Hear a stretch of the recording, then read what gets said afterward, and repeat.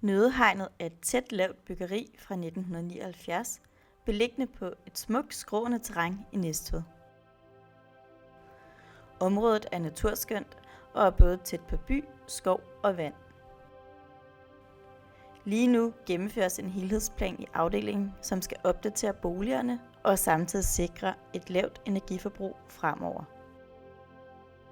Der er i alt 203 boliger i Nøddehegnet, som er en del af boligselskabet Troldebo. Renoveringen er et absolut must i forhold til at bibeholde og tiltrække nye lejere og få forhøjnet afdelingsrenommé. Selve Nøddehegnet er fra slutningen af 70'erne, og mange af bygningsdelene er nedslidte og bliver ikke vedligeholdt. Vi er med til at sikre os, at vi laver nogle materialevalg, som gør, at bebyggelsen er så tæt på vedligeholdelsesfri som overhovedet muligt med de nye facader og de nye vinduer og tag og tagrand. Og ellers vil det kræve mange omkostninger i de næste mange år at vedligeholde boligerne. Det er almennyttigt boligbyggeri, og det bliver slidt. Der er mange ind- og udflytninger nogle steder, og det slider både det indvendige, men også det udvendige. Det er i gennemsnit mellem 40 og 45 håndværkere her. Byggesagen koster ca. 102 millioner inklusive moms. Det er et stort projekt i Næstved, men det er også et stort projekt for Troldebo og for mere. Men det er også 203 boliger, vi renoverer.